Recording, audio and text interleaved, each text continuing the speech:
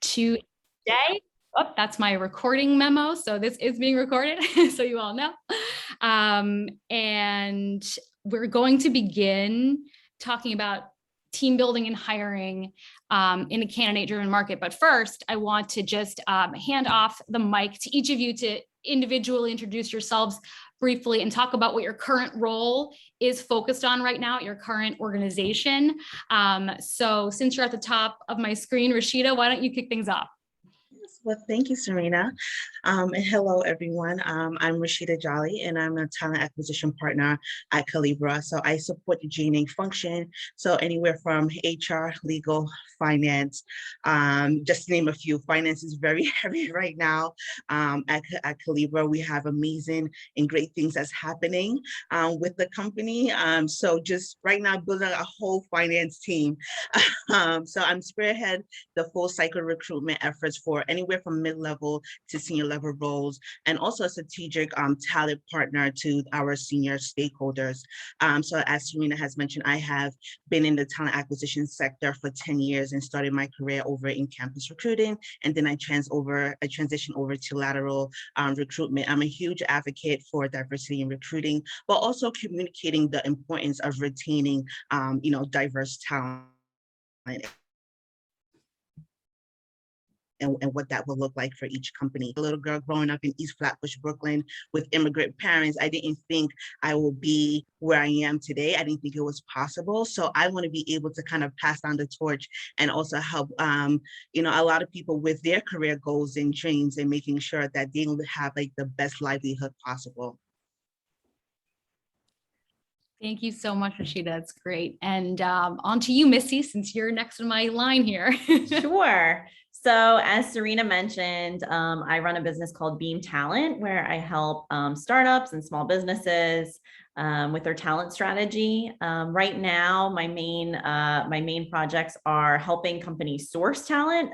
Just filling that top of funnel is incredibly challenging. So helping companies think about where candidates are coming from, how to set up an appealing employer brand, and also thinking about, what their messaging is saying to potential candidates, how they're talking about their culture and what's appealing about their company, and then what experience they give people through the process. One of my main clients, I'm also thinking about just employer branding and attracting candidates strategically over the medium term. So not just in our current market, but what kind of strategies will work as we move forward, whether it's remote first or hybrid, or trying to attract people if you're a fully in-person office. So those are the main things that I am focused on at the moment. Great, thank you, Missy. And now to you, Garrison. Hi, my name is Garrison, and I'm currently the VP of People at Amun 21 Shares. Basically, we are two brands under our parent company in the cryptocurrency space. So I would classify my current company as a hyper-growth, startup company. We are profitable. We are likely going to do another raise this fall. So there's a lot of growth that's on our trajectory. That raise that we do due to our profitability would mostly be due to hiring. So we are hiring a lot. We're in a unique position where we're leaning heavily on external recruiters, whereas we do not have internal recruiters at the moment. So I say that with hesitation because I know I'm going to have more people reach out to me, but I love external recruiters come my way. We have no internal, and that's mainly due to the candidate market that we're in, one. And then the second thing I think really has to do with the fact that we're hiring for very specific roles in crypto, that having an internal recruiter for our corporate roles would be great. And we likely will hire several in the near future. But for our crypto, like blockchain roles, this, that, and the other, like realistically getting a crypto recruiter in at this moment is very rare. There's like 5 people that do it in the world. So that is kind of why our strategy is a little bit different than most startup companies. But yeah, most of what I'm doing right now is probably more on the talent strategy side, culture side, and then really coming up with the international COVID policy. We are a dual Swiss/US company with global contractors throughout the world. So the complexities of that and kind of navigating, to our earlier point about like our current culture, like navigating a world kind of strategy that's not necessarily just like American specific, has been a unique challenge of this new role for sure. Great. Thank you so much. That's a perfect segue into our first real question here. So what I'd love to ask each of you is, what are some of the biggest challenges that you're facing given not only the current state of the economy, but the candidate driven market? And what are some of the things you're building and creating to help with that and to help attract talent? Yeah, I mean, I kind of just mentioned some of them, so I'll jump in and say it is a candidate market, and more so than I've ever experienced in my career before, that I think makes the job really challenging. And I think we're just now really starting to see those challenges. I think a lot of people in the last year or so have already landed somewhere else. Like if they were going to move a company, they already have. And so you're really having to source, at least in my experience right now, you're really having to source people from jobs they probably like, or jobs they've clung to through COVID, or jobs they jumped to and realized quickly that they didn't like.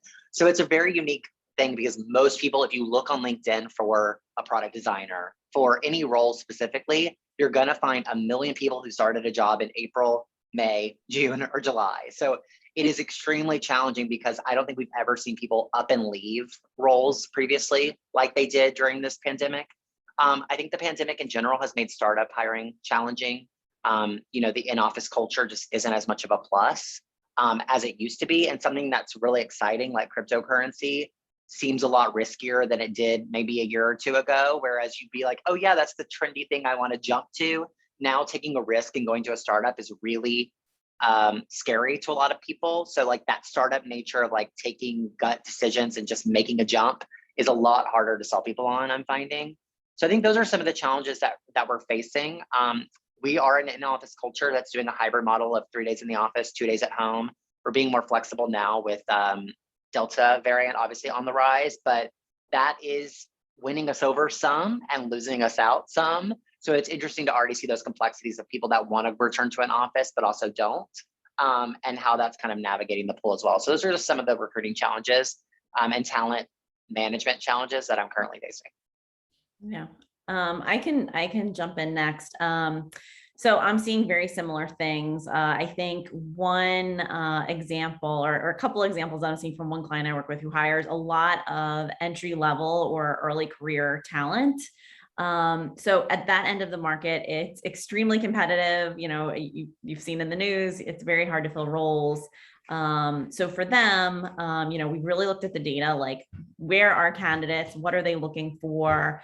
One thing is not only are there fewer people out there who are actively looking for a job, but the people who are looking for jobs are applying to fewer jobs. So before where you could, post on Indeed and get this flood of applications, not only are fewer people seeing it, but fewer people are seeing it and clicking. So, you really have to think about conversion and what's appealing to people. So with that, I've, really worked with this company to get them really clear on what their value proposition is. Like, what do they do? What do they offer? Why is it compelling? Instead of just saying, this is what our, this is what we do. This is what our company has.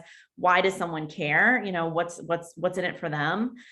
Being really clear, very transparent about pay and not just, what the role pays, but what does growth look like? What does the trajectory look like? Having employees speak authentically about their experience. What do they enjoy? Sharing on social media. And then one thing that we're trying, which so far in the early days has been pretty interesting. This is a company that's fully remote. So just as Garrison said, like it's appealing for some people, but it's a turnoff for others. So it's not just like a winning strategy to say you're remote. But they really struggled in the digital space because they're not well known. They're more of a startup. So we've actually started pursuing a strategy where they're targeting locations. So they don't have an office there, but they're building these like hubs of employees who are in a similar location. And from that, you get much more lifts on referral bonuses. And, even if you're not coming into an office, you're like, oh, I know someone down the street who works there, or someone I went to school with also works for that company. So that's been pretty interesting, having like a physical location strategy, even when you're in a digital world. That so far seems to be working. So there's some creative thinking going into what we're doing too. And I definitely agree with both Missy and Garrison. I'm experienced the same challenges as well. But for me, I think about it as we're in a candidate-driven market for things, thinking about KPIs, right? So understanding which TA strategies are succeeding and which strategies need adjusting. Obviously, what we were doing a year, 2 years ago, we can no longer do today, right? So making sure that we're kind of going above and beyond. Also thinking about too, employer brand, like Missy mentioned, knowing your company's unique value proposition. What does that look like? At Collibra, we have the option where we have the office open. So it's up to you. If you want to go in, if you want to work remotely, it's totally up to you. I have met with some candidates who turned down, job opportunities because it was fully remote. And they said, no, I want to go back into the office. And then you have some candidates are like, oh no, I don't want no parts of the office at all. So you just having that balance. And then that kind of goes into candidate management, right? There are more candidates, there are more jobs than there are candidates, right? So what does candidate management look like? How are we building relationships with those top talent, right? And then lastly, thinking about time kills all deals. I know I work with hiring managers that's looking for that purple unicorn. And I'm like, hey, it's a tight market right now. If you like this person and they're strong, they can come in, hit the ground running. Let's move the needle on this, right? Why keep a search open for another 30 days? They may not be around, right? So just kind of thinking about what works best for each company, but also thinking about what works best for each business function, right? Because I noticed with me, I'm supporting HR, legal, and finance. I'm getting a lot more applicants with the finance roles than I am with the legal roles, right? So being able to be flexible and adaptable in regards to each role that you're working on. That's great. I know that our team is experiencing a lot of similar things as well. But Rasheda, I wanted to just ask you, since you touched on it, about that value proposition and where does that enter your process? Is that something that you explain up front when you're communicating a position to a new candidate, or does it come at later stages of the interview process? Yeah, I'm very transparent. I figure, you know what, let's just put everything out there from the very beginning, because I don't think it would make sense to waste a candidate's time and also my time as well as the hiring team time, right? So I'm very transparent from the beginning in regarding, what does it look like culturally? Why am I here personally? I always like to insert my personal reasons for being a part of a company, also speaking to its culture, and also confronting the elephant in the room, compensation, right? And what does that look like?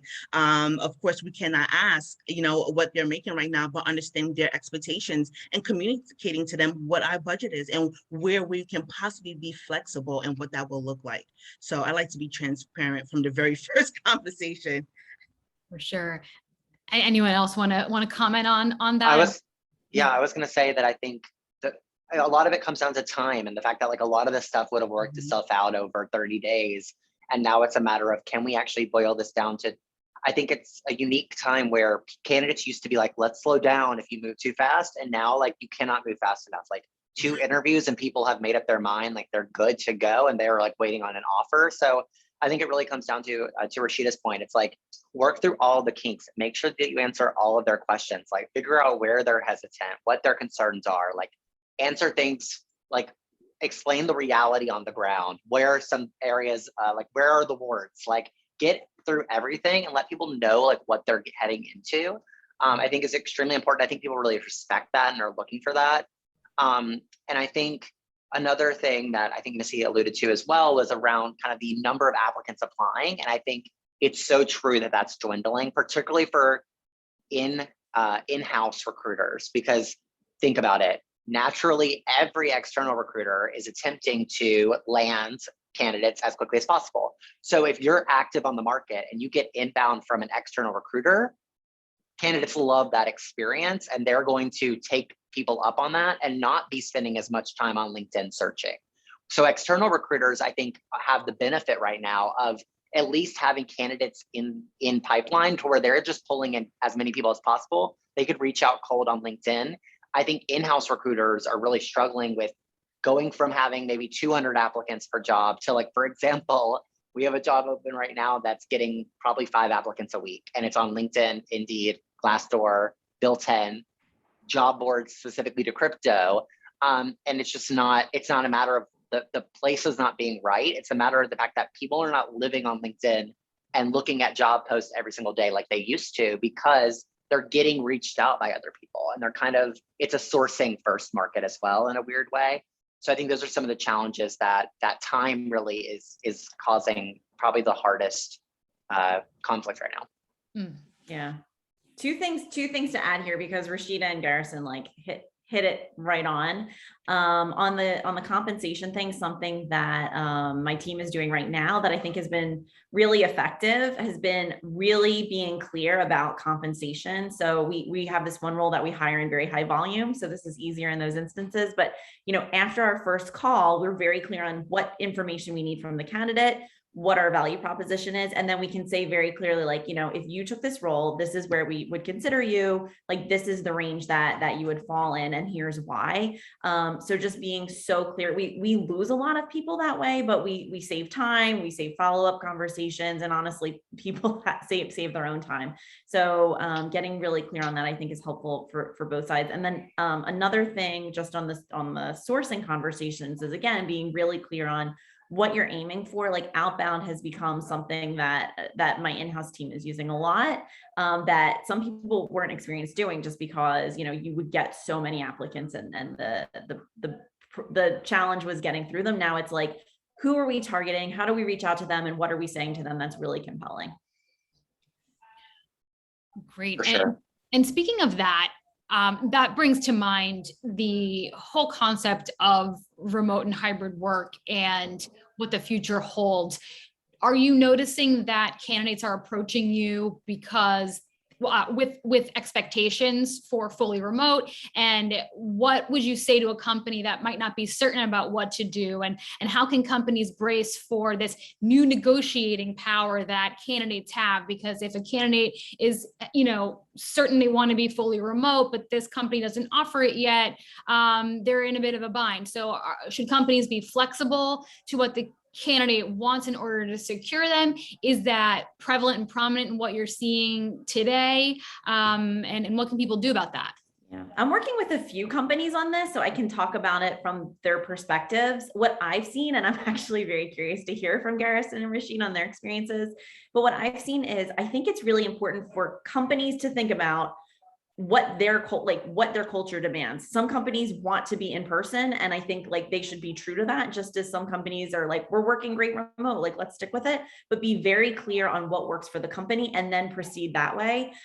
Because I actually find that being able to message clearly what that experience will be, whether you're in person, hybrid, remote, flexible, is a question that candidates have up front. And companies that I've said, have a policy and then say that clearly do much better than companies that are like, we can be flexible. Some people might be remote. Maybe you could be remote. Oh, we might want you in the office. Just say what you want, be clear, and stick with it. And you'll give a very clear message to your candidates. And I think it is preventing people from applying if that isn't clear from the beginning. Like, if they see on LinkedIn, for example, that it's remote, New York or LA, it's like, okay, well, which is it? So I think you do have to be somewhat intentional about that. I would say, in addition to being intentional about the culture and the policy, you have to explain why. And I think that's the most important thing is, if you're remote, why is it working? And why are you going that way? In the same way of for us as a company that wants to be hybrid, we say Monday, Tuesday, Wednesday, we want people in office. Why? What is the value that people are getting from that? What are we seeing as a company that causes us to make that decision? Why is that important to us culturally? And for us, I think it's really been about being able to make the culture, values, description way more tangible. Because I think, in startup world, you used to be transparent, inclusive, you used to just say those words and people would be like, oh yes, I know what that means. I'm all about it. And now it's more about when you come into the office, we create cross-team collaboration meetings where we stand up and do X, Y, and Z. And we do that. It's about making the office experience tangible. For us, a lot of people when they apply, we've done a good job of articulating that we are hybrid. So a lot of times they ask like, what is the expectation? I think they're more curious about like how strict we are on it. And a lot of times it really leans down to the why we do it. What is the philosophy behind it?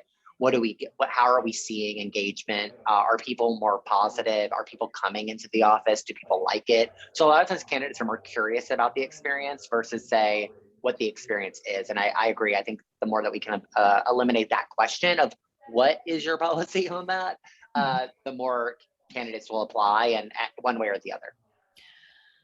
For sure. And Garrison, just since you just touched on this element, I'm interested in hearing a little bit about where those values and culture elements come from. Are you partnering with a communications team or marketing, and how is it getting to the talent acquisition team? And is that a relationship that needs to be expanded or emphasized in this new current state of affairs? Is communications now an integral part of recruitment, and how do you make those connections?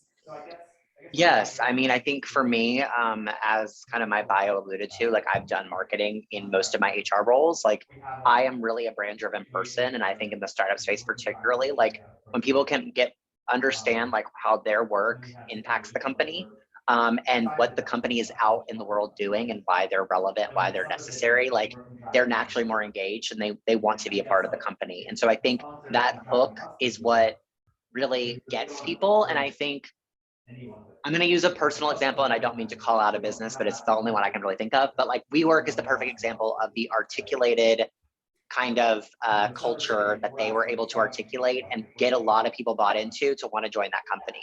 Obviously, we saw that turn somewhat negative over time, but I think the main thing is that articulation has been something that people really crave, and now it gets down to not just being able to say what your culture is and communicate it via an employer branding or a blog or a testimonial, but then it's about putting that into action and getting really specific with it. So, you know, whereas you used to just be able to say like, at WeWork, we hustle, and that was like a mindset that people were able to buy into. Now it's like, okay, but what does work-life balance look like at your company? What time do people start? What time do people leave? How do you communicate with one another? Like people ask me now all the time, like, what's Slack like at your company? Like that was never really a question before. You know, how do people communicate with one another? Where do you find resources at your company? Where are policies being updated? You know, how are you currently doing COVID screening? What is your diversity and inclusion like statement? What are you doing for diversity and inclusion at your company day to day? So people are getting very, very specific. And I think the more granular you can get and provide people with more resources than less on that is becoming more and more important. And I think that comes down to HR drafting based on employee engagement surveys, and based on current lay of the land and like what feedback has been and what types of questions people are asking in recruiting, and then giving that over to marketing so that it aligns with the larger vision. And there can be an editing of both worlds, but like if it's too marketed, then it's going to come across as too inauthentic. And so there does have to be that balance where you kind of go back and forth with marketing and HR to kind of get the right messaging out for what goes out. But I do think, yeah, it needs a marketing spin for sure, but it needs to be coming from the feedback you're getting and the questions you're getting from the talent experience and the employees that are currently at the company. Yes, I completely agree with everything you just said. Anyone else want to tack on to that? Yeah, I thank you, Garrison, for that. That was amazing. I agree 100% as well. I just noticed for me, candidates are doing their due diligence, right? Especially if you're reaching out to them. I have candidates that ask me all the time, you know, I see that you have joined Collibra 6 months ago from Peloton. Why did you leave a company like Peloton to join Collibra? So you also have to insert your personal reasons as to why, right? And I always like to be very transparent.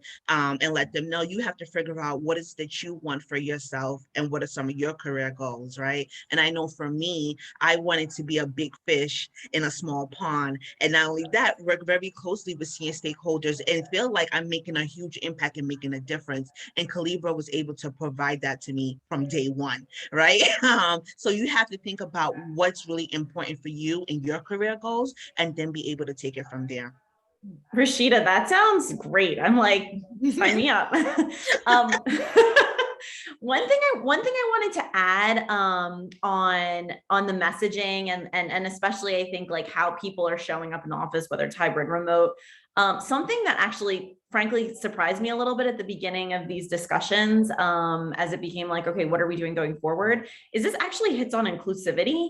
Like a quick story is I know someone who's a job seeker she's a working mother, she's looking for a part-time job, and she's been turned off of jobs or like not applied or pulled herself out because they're not clear on what the work environment is going to be like. You know, it's still COVID, kids can be home from school. And some companies have messaged like, hey, we're so flexible. We're great for working parents. And like flexibility is actually, it can be great. But, you know, if it's like, we need you on, you know, we need you to be able to be responsive. She's like, honestly, I can't, like, I can set hours. I'm going to be having kids at home doing online schooling, like being really thoughtful about what you're messaging and what the experience, you know, the lived experience is of people you're targeting is really important. Like the old things, you know, if you're like, we're a flexible workplace, that doesn't always come across as a benefit.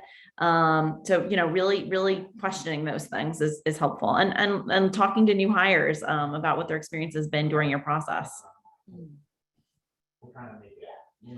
Yes, no, definitely. I can understand that fully, having become a new parent this past year, but it's also so interesting that, you know, flexibility isn't the same as sanity, you know, and it's such an interesting conversation topic, because being able to work from anywhere doesn't mean that, you know, sometimes being in the office is the easiest place because you have a very distinct separation between, you know, work and home and whatever else that may be. But also a great segue into our next category, which is DEI and, you know, diversity, equity, and inclusion. You know, we look forward to a day when DEI isn't an acronym, but it's just an ingrained way of life.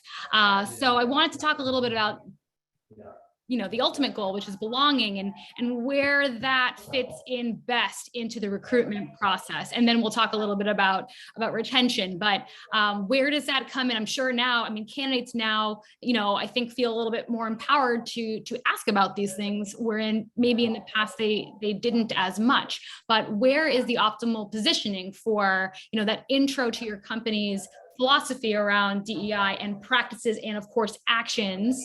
Where do those fit? Where do they fit in your organizations, and where should they be along the way? I will say quickly that, to Rasheda's point, people are doing their due diligence and they'll be like, I looked on your website, I couldn't find a diversity statement. Or, I mean, I've had people say at my former company, like, I saw during my quick research, I saw 5 Black employees. How many Black employees do you really have? Like, of course, it's like they kind of say it from a position of like, I know that LinkedIn is not the end all be all of your company diversity statistics, but I want to call it like I see it. And they are coming from a place of confidence, and it's very great to see. It does cause me sometimes anxiety because I know that I can answer the question with nuance. But I want to make sure that I'm providing my hiring managers and ensuring that everyone at the company can speak with the same level of nuance. And I think that is becoming more urgent, because I can say one thing, another manager could say another. And I also believe that people, I'll share a personal experience. Yesterday, I interviewed a queer person who asked me point blank, like, what's it like to be queer at your company? And like, it took me by surprise. I just wasn't prepared for the question. I was completely comfortable with it, but it was a personal connection question that I had never thought of articulating what it was like for me at a queer person at my current company that I just started at. And I kind of started going down the litmus test of like, for me, this is the first company I've ever been at that I haven't actually thought about the fact that I'm the queer employee at the company. Like, and I was like, for better or for worse, like that makes me feel very good that like your question is kind of throwing me by surprise, because for me, it hasn't been even a second thought. Like, I've just talked about my partner, I've been planning my wedding, like it's all just been an ingrained part of my life at this point at this current company, that like it hasn't been performative at all. And I think that's belonging. You know, it feels like belonging right now. I know that I'm like 3 months into my new job, but like that was just a moment of like, there's those real conversations that people are having where it goes a point beyond just like, now it's kind of like tired of like, what are you doing for DEI? Like, are you donating to Black Lives Matter, this, that, and the other? Like, that's a little bit like a year ago. Now people are like, what has actually been done I think people are expecting results a year later. And I don't know if companies have done a good job of articulating what results have been met. And it has been a year since people made these like vast commitments that many haven't been able to live up to, understandably to some extent, given the pandemic. But I think it's about continuing to update and not just leaning on, you know, George Floyd's murder from a year ago, because I think that actually works far against you. And it's really about updating and keeping current with what you're doing, what you haven't been able to do, why you haven't been able to do it, this, that, and the other, like being very upfront about it. So that would be my stance. It's just being prepared for any and all questions. And you can only do that by actually living and breathing inclusivity, and being really open about it. Like, people will find out if you don't have a Black leader. So just say you don't have a Black leader. Like, don't lie about it. Don't skirt the question. Just be open and honest and say, like, this is what we're trying to do to change it, this, that, and the other. But like, I would just say be really 100% with people, because that's just something I don't think you skirt around. You don't there's things you can pad in an interview, but the lived experience of diversity and inclusion on the ground, like, is just one very transparent thing that's gonna blow up in your face if you're not really open and honest about it. So that would be the one thing that I'm like, be really real about the current lay of the lands. And I try my best to paint pictures about not only what we're doing well, but what we need to continue working on. And I think if you don't include the continue working on, you come across as like only being lofty about what you're doing well and not acknowledging that all of us still have work to do. Right. Yeah, I agree with you 1,000%. I actually had a candidate ask me a very similar question as far as being a Black woman working in data intelligence, right? And I told her, I was very transparent. I feel like it's a duty for me to be transparent with not only my stakeholders, but also with candidates. And I told her, I said, and she respect that, that the fact that I was transparent. And she also liked the fact that we was able to identify those gaps, right? So we're identifying our gaps, but now we're coming up with strategies on how we can close those gaps. And then on the other side, you know, holding my stakeholders accountable, you know, for someone like me, before I even have my intake meeting with my hiring managers, I look to see what their team looks like. And if I notice that they're lacking diversity, I'm very honest. I'm like, hey, you don't have any women. We need to do something about this. And what are some of the strategies that we can come up with to make sure that we're targeting top talent female candidates for, you know, this particular role. So I think, like Garrison said, you know, being extremely transparent, but being transparent across the board and letting people know, hey, people are doing their due diligence. If they notice that they cannot relate to anyone that, you know, that has a similar background or looks like them, they may shy away from the opportunity, right? And we don't want to lose top talent because of that. And then also being transparent with the candidates. Listen, we're not perfect and we're making strides. We have identified the gaps and we're doing everything that we need to do on a day-to-day basis to make sure that we go ahead and close those gaps. Yeah, I love both of your answers. I agree completely. This is you know, a similar thing that I'm doing with my clients. One thing that I want to add is I think the same rigor that it sounds like we're applying for external candidates, companies also should be doing the same thing with internal candidates. I think especially in this competitive environment where it's hard to hire from the outside, when you have an opening and someone internally is interested, or there are a lot of people, it's easy to say let's do it, let's move people up. But I think that just, you know, tapping people can introduce a lot of unconscious bias into who gets promoted and how, you know, how thoughtful you are about that decision. So, you know, one of my clients has introduced, you know, a very similar process for when they have internal only roles where, you know, there's an interview process. They're very thoughtful about who gets it rather than just saying like, this person's been great, let's tap them and like move them up. And I think that kind of rigor, like, first of all, makes it a more hopefully fair and equitable process.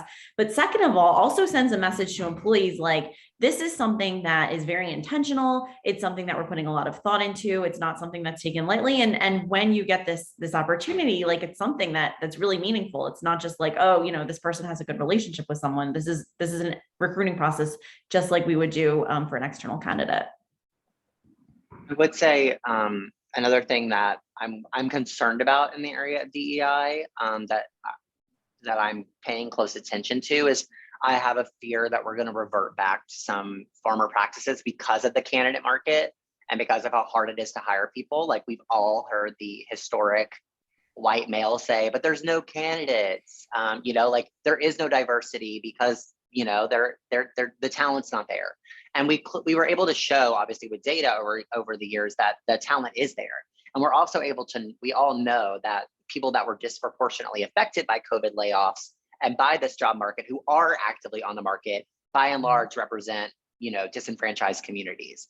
And so my fear would be that because people are in a rush to hire, and because we're moving so much faster, and because the candidate pool is inherently smaller, that we're going to revert back to the same, either leaning too heavily on referrals that look like you, that came from the same school as you, this, that, and the other, or reverting back to going to the same outlets that we went to previously. So I would just say that, like, it will be interesting to see. I'm sure there will be some setbacks as a result of this current candidate market that I think we're going to have to double down on the work whenever the market changes a little bit.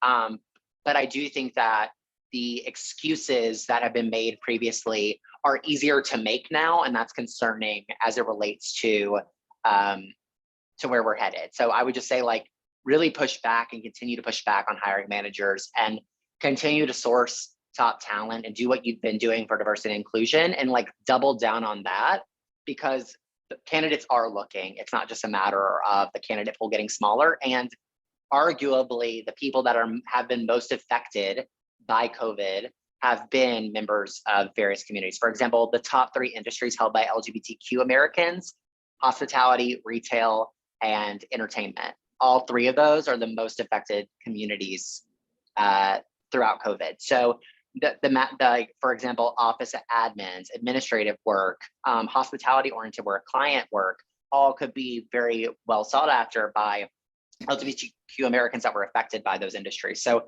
those are just some of the things that I think we need to think about when it comes down to the candidate pool, is just making sure that we're being super intentional and continuing the efforts that we did a year ago when it was a company market, and now kind of flipping it on its head and just making sure we're doubling down on that. Accountability. Yeah. Exactly. Yeah, no, that leads me right into a new idea I wanted to bring up and chat with you all about, because ultimately, clearly we know there are endless struggles in attracting that talent, but once you get them in, and what I mean by them is people who are from those underrepresented communities that you might be targeting, whether your company is all one thing or a variety of things, when it comes to bringing, new diverse perspectives, backgrounds, lived experiences in, how do you maintain an environment where they are comfortable being and feel like they belong and included? So, this Harvard Business Review article that I'm going to reference here is about the concept of a new paradigm in inclusion really being integration, wherein previously, these 2 pillars existed when it came down to diversity in the workplace. And before I get too deep into this, I will cite that this is from an article by David Thomas and Robin Eli. I'll send the link later. But ultimately, the first 2 pillars are assimilation, bringing in diverse perspectives and people, and then blanketing a statement that we're all the same, maybe call it color blindness or whatever you want to think of it as. And then there's the other pillar, which is differentiation, wherein maybe you take the difference to an extreme, and then someone who is from a different race is then partnered only with clients that match that race or that orientation or that set of experiences that they hold. But ultimately, there might be greater success if we shift that paradigm toward integration, not just in what we see and how we treat people from the get-go, but how we enable those differences to impact policy, procedure, and action within the business, and the actual, ultimately the bottom line, but the actual way of doing work. Do you have any thoughts or advice for our audience on how to shift toward integration in the workplace and bring those diverse traits into business in a new way to sort of prevent previous failures from happening again?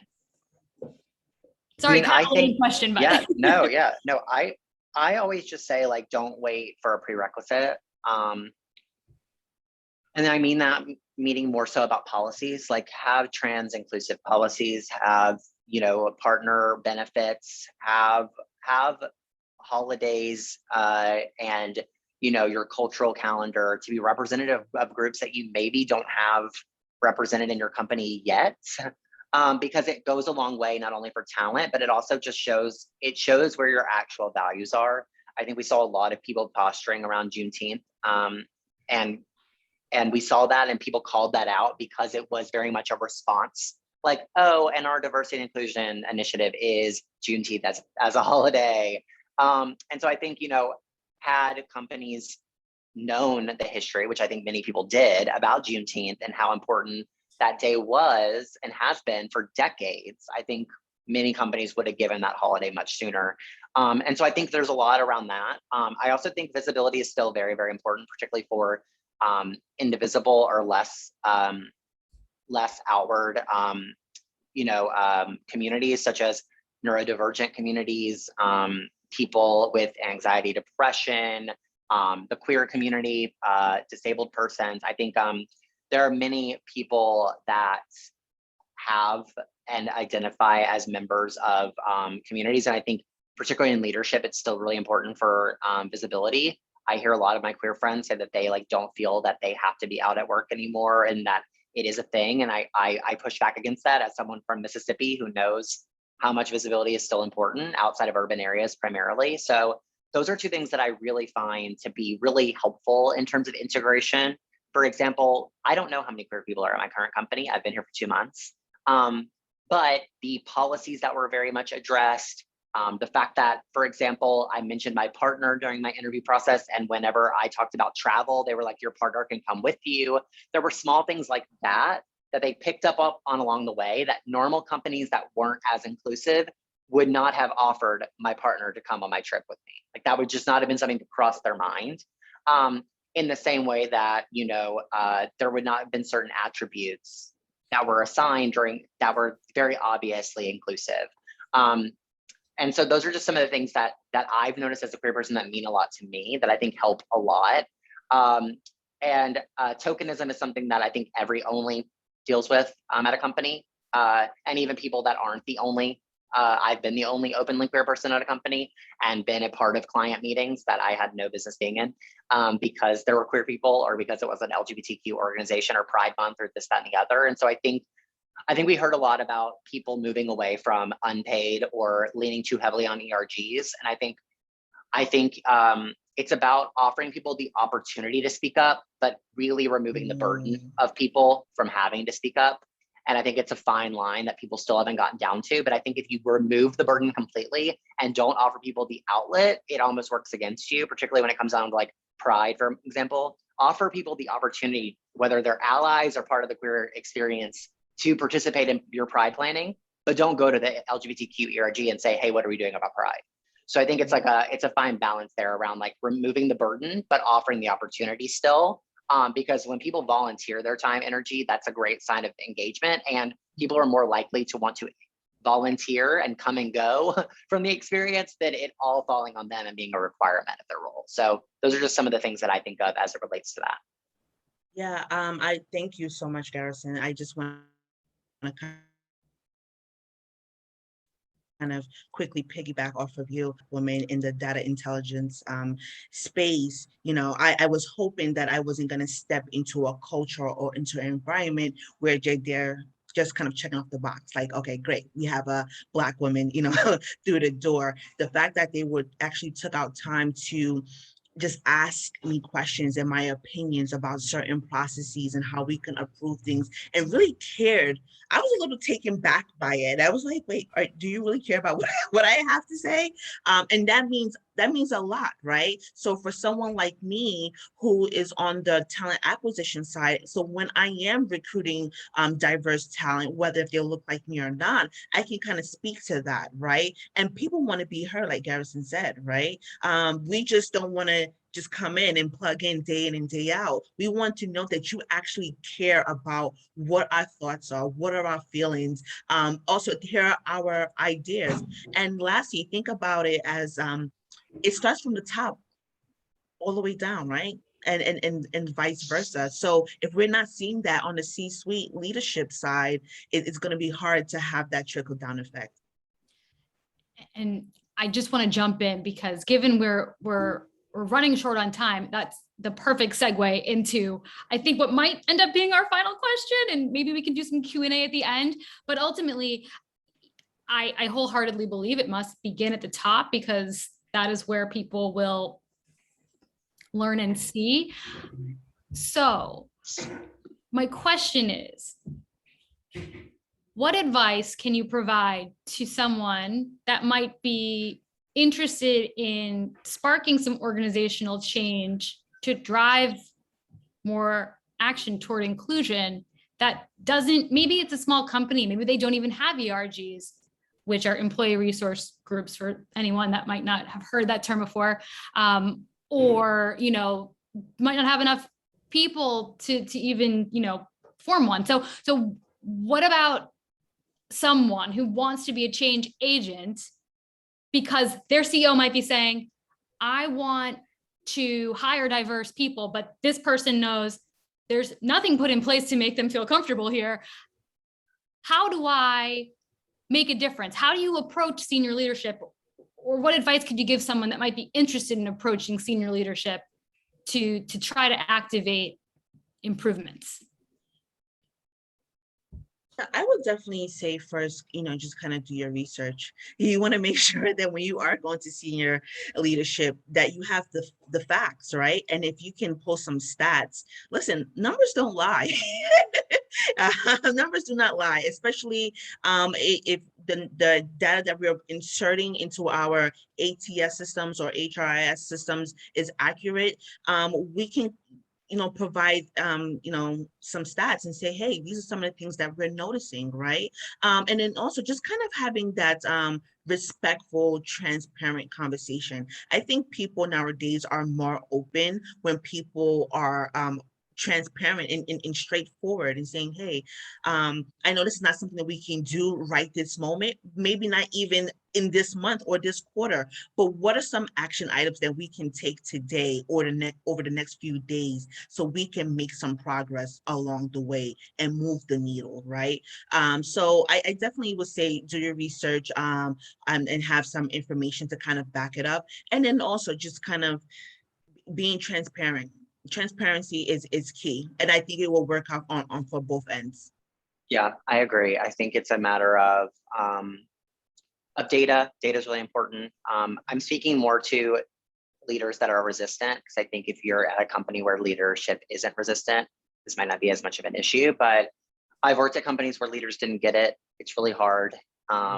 Hopefully in your career, you have the opportunity to work for leaders that do get it. But I think incremental change is still change. And I think data really helps drive.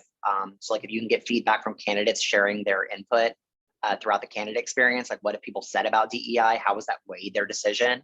Particularly people that like rescinded their offer or rather just didn't take the offer or moved through late stages, but then kind of like exited on their own accord. Same thing with employees, like exit interviews go a really long way. Also looking at data as towards progression, like how have people of color progressed within the company? Like have they been promoted? That sort of thing. Like that's data you can actually like work on yourself, even if you don't have the most sophisticated, you know, platforms to do it. You can at least like lump some data together to speak about it. But I think what's really important, and I hate that this is the case, but psychologically it's a fact, shaming doesn't work. We see that now with mask mandates and vaccine policies. Shaming other people like psychologically does not work for your benefit. So I think it's really about like drawing a clear line and speaking transparently about differences of opinion, but really attempting to both shed lights on what's working and what's not. Because a CEO, when they only hear what's not working, in my experience, they're going to push back and say, but we're doing some things right. Or, well, we can't win them all, you know, and you're immediately going to start moving towards shame, even if you don't intend to. So it's about saying, look, there are some things that we don't have to even correct because we're managing to do it quite well. Like ERGs are forming themselves and employees are really happy that are here. But getting people in is really, really hard. And this is the data here, you know? So it's about like bringing some positive to the conversation. Because I think what I hear a lot in the DEI space and from leaders about DEI is that it's always a lot about like what we haven't been able to do or what's not working. And I think sometimes it causes the conversation to turn a little bit more negative, and thus people are like, well, can we win anything? And so I think it's about acknowledging the incremental wins, but then always highlighting that more work needs to be done. So don't celebrate that you crossed the finish line, because none of us have. But also don't just drag down what like, you know, don't just point to the elephant in the room and be like, this is the elephant, you know, like acknowledge some of the small wins that have been won. Yeah, I think it's the tips both of you gave are great, Garrison. I love the like real pieces of data that you can bring that are helpful, like exit interviews, recruiting data, like you mentioned, Rasheda. I like to think of myself as a perennial optimist, but I do think Garrison makes a really good point with like, there are some leaders that, you know, are just resistant. And I think having a clear view into that. I mean, I've been in organizations where I've wanted to push for this. And like, if leadership is not leading from the top, it's going to be very challenging. And frankly, companies pay for that, you know, they lose people. And that is what happens in business when people care about these things. And I think rightfully so. But realizing, you know, you can influence change, absolutely. But there are leaders who are resistant to it, and it's going to feel pretty bad doing it. And you're not doing anything wrong. It's just going to be a difficult conversation. Oh, so true. Well, thank you all so much. Now that it's 3:01, I want to, you know, let anyone that needs to drop.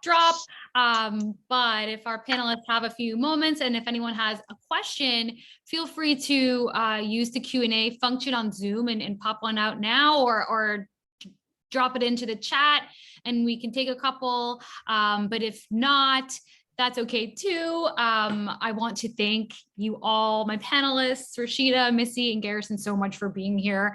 Thank you for sharing such valuable insights and really honest thoughts on these topics. I truly appreciate it, as does all of Clarity. And thank you, audience members, for being here. I hope you found this valuable and useful, and feel free to get in touch with me at any time with any further follow-up questions for the panelists. Happy to put you in touch. Happy to connect with you if you are interested in participating in a future event as well. So I'll drop my email here too. And if anyone has any questions, now's your chance. And I'm not going to force it, so that's okay too. Let's just call it a wrap then. And thank you all again so very much. Have a great rest of your days and weeks. Keep doing the good work. Thank Bye. you. Thank you.